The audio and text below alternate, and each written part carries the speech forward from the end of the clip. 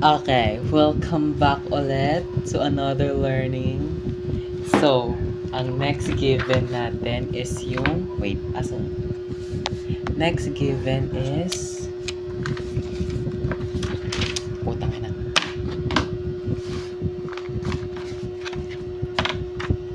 Okay, asan na, seryoso na.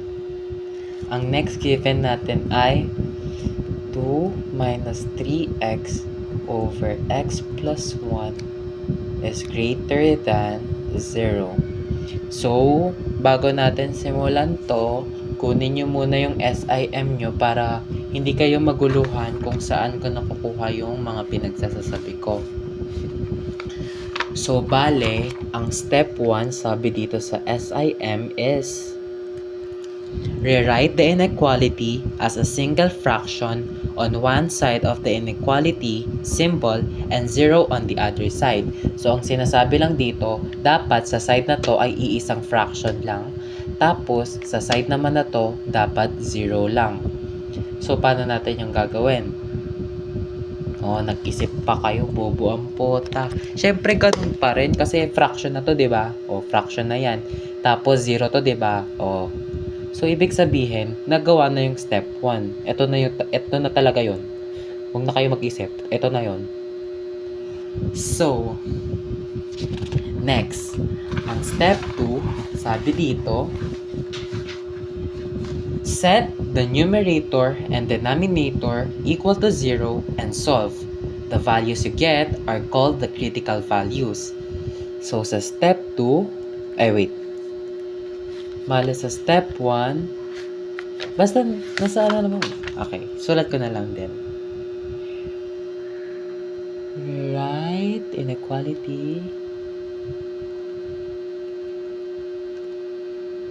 One fraction on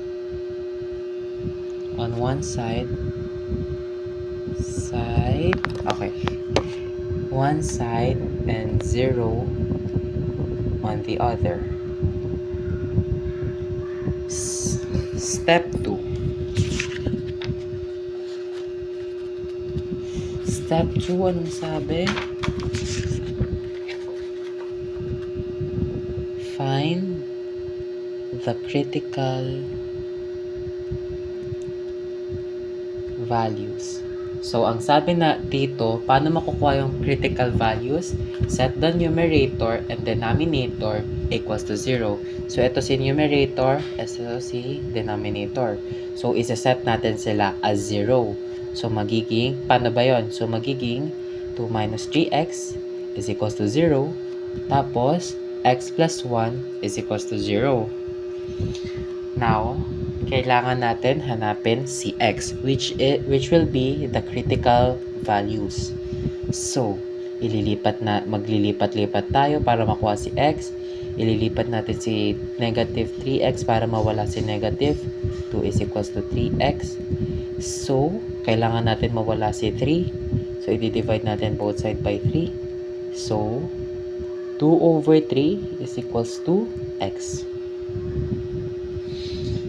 Tapos, sa kabila naman, madali na lang. Ililipat natin to sa kabila para si x na lang yung matitira dito. So, x is equals to negative 1. So, our critical values are 2 over 3 and x is equals to negative 1. So, ano nga ba yung 2 over 3? Ilalagay ko lang to para alam nyo kung ano ba siya. If ano ba siya, greater than 0, less than 0, ayan, siya ay 0.67. So, greater than 0, syempre. Tapos, pero less than 1. 0.67 yung 2 over 3. Next, sabi, mark the numbers found in I on a number line. Use a shaded circle to indicate that the value is included in the solution set, and a hollow circle indicate that the value is excluded. These numbers partition on the number line into intervals. So, paano ba yan? Una, gawa muna tayo ng arrow line. Tapos, ilalagay natin yung critical values natin, which is si negative 1. Tapos, since greater to 0.67, dito siya. 2/3. Gets? Gets niya? So, paano ba natin malalaman if shaded ba siya or hollow? Malalaman natin yon kapag ginamit natin sila as, kukunin natin yung x, isa-substitute natin tong x na to sa given. Okay. So, as sa sinabi ko, gagamitin natin to given sa critical values para malalaman natin if shaded or narrow. So, shaded siya if masasatisfy niya yung equation. So, satisfied. Satisfied. Tapos, hollow kapag not satisfied. Ibig sabihin lang nito, like kunwari, sinabi ko, ang x natin, nakalagay x is, example lang to hindi to kasama, x is greater than 2. Tapos, yung x na nakuha ko sa critical values is 4. So, 4 is greater than 2. Nasatisfy niya ba yung equation? Yes. So, magiging shaded siya. What if naman if negative 1 yung x natin is greater than 2? Nasatisfy niya ba? Hindi. Kasi negative 1 is not greater than 2. So, gagawin natin siyang hollow sa arrow. Okay. So, now, gagamitin na natin siya. Ito yung given. 2 minus 3. Yung x magiging negative 1. Tapos, x plus... wala akong correction. Magiging negative 1 plus 1. So, isolve na lang natin. So, 2 minus 3 2 minus 3 negative 1 negative 1 tapos negative 1 plus 1. Ayan, nagtataka kayo ba't nag-error? Ibig sabihin niyan, nag-undefined. Bakit? Kasi negative 1 plus 1 magiging 0. Bawal tayong magka-0 sa denominator. Kasi pag nagka-0 tayo sa denominator, magiging undefined siya. So, undefined. Kapag undefined, hindi masasatisfy ang equation. Meaning, x is equals to negative 1 is hollow. So, hollow lang siya. Hindi siya shaded. Tapos, 2/3. Try naman natin siya. So, 2 minus 3 over 2/3. Tapos, 2/3. So 0. Kahit naman iano natin yung 0, undefined pa rin siya. Sorry, hindi ko lang nalagay kanina. Dito nyo na lang intindihan. 2/3. Tawag dito. Ano yung given? 2/3 plus 1. So, ilagay natin siya sa calculator.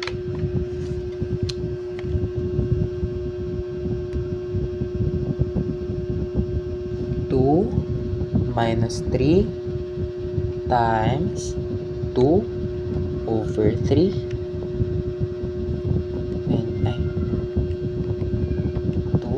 2/3. Ayan, 2 minus 3, 2/3. 2/3 plus 1. So, ayan. Check natin. Shit. Mali pala. Sorry. Mali pala yung ginawa ko. Dapat 2/3 to, hindi 2 minus 3. Ito dapat yung pinindot. 2 over 3. Ayan. Equals 0. So, greater than 0. So, ang sagot dito ay 0 is greater than 0. Nasatisfy ba niya yung equation? Hindi. Since 0 is not greater than 0. So, ang 2 over 3 natin ay hollow. Gets? Okay. Now, since na-identify na natin yung if shaded siya or hollow, ngayon, itatry na natin siya sa table, test point table. So, paano ba tong test point table? Okay, una, punta muna tayo sa arrow. Intindihin natin kung paano nangyari to. Etong x is less than negative 1, x is greater than negative 1, but greater than 1, x is greater than negative 1 but less than 1, and x is greater than 1. Paano ba yun nangyari? So, ganito lang yan. So, pagpapunta dito, ibig sabihin, x is less than negative 1. Since, pagpapunta dito, magiging less than negative 1 sila kasi negative 2, negative 3, negative 4. Yung negative 2 less than negative 1. Gets? Tapos, dito naman sa kabila, pagpapunta naman dito, x is greater than 2 over 3. Since pagpapunta na tayo dito, mas magiging mataas na siya sa 2 over 3. So, magiging x is greater than 2 over 3. Sa gitna naman, x. So, since mas mataas na siya sa negative 1, magiging greater than negative 1, but less than 2 over 3 since nasa gitna lang sila. So, paano natin ito babasahin? X is less than joke lang. Babasahin natin siya. X is greater than negative 1 but less than 2 over 3. Gets nyo ba? If di nyo gets, tanong nyo lang sa akin. Mas maano ko siya, mas matuturo ko siguro. So, ayan na yon. Ito yung ilalagay natin sa interval. Gawin natin yung test point. Interval, test point. Tapos, meron tayong 2 minus 3x tsaka x plus 1. Since yun yung ginamit natin sa critical values. So, ang intervals natin ay etong tatlo. Wait. Okay. So, ang interval natin, x is less than negative 1. Tapos, negative 1, x, 2 over 3, tsaka x is 2 over 3. Now, sa test point, hahanap tayo ng mga x which is less than negative 1. So, ano ba ang x na less than negative 1? E di, pwede na yung negative 2. Tapos dito, ano ba yung nasa gitna nila? Negative 1, x, tsaka 2 over 3. So, nalaman natin na 0.67 yung 2 over 3. So, ano ba ang nasa gitna ng negative 1 at 0.67? Pwede natin gamitin is, ano ba pwede? 1. Pwede natin gamitin si 1. Since nasa gitna siya ng, hindi, joke lang. Nandito pala yung 1. Magagamit natin si 0.5. Pwede natin gamitin yun. Tapos, x is greater than 2 over 3. Since nandito sinabi ko na nandito na si 1, si 1 na lang. So, itetest natin sila. Bale, ililipat natin yung x. Isa-substitute natin sila each. So, 2 minus 3x. So, 2 minus 3. Bale dito, kukunin lang natin yung simple. So, 2. Wait. Nagpa-black out ako. Basta ganun. So, 2 minus 3, negative 2. 2 minus 3, negative 2. Negative 3, negative 2, positive 6, 2, wait, joke lang. Iano ko na lang para mas maayos. 2 minus 3, negative 2,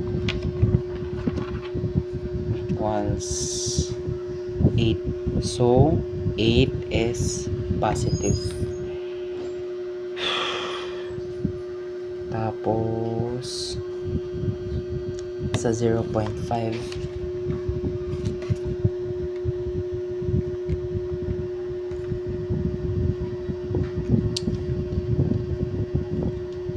positive pa din.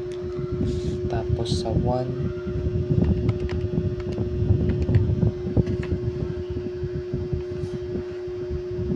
negative. Ayan. So, nakuha na natin yung first test point. Sa 2 minus 3x.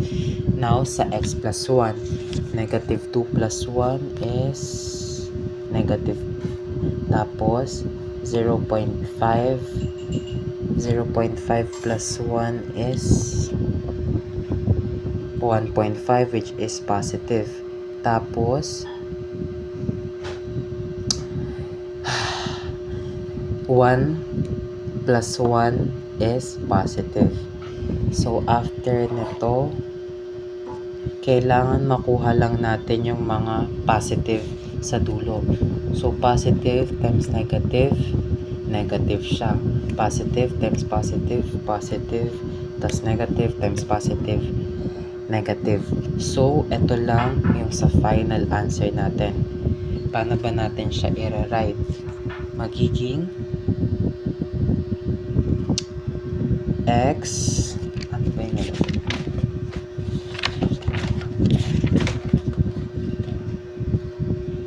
X e or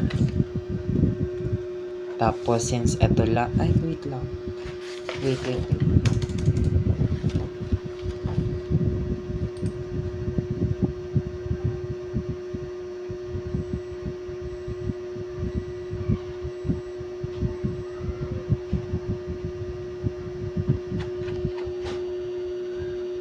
Ayan, mali pala to. Dapat gagamitin natin is x e or comma. Ito, since ito lang yung tama kasi ito lang yung natirang positive. So, negative 1 x 0.67. Ayan yung final answer.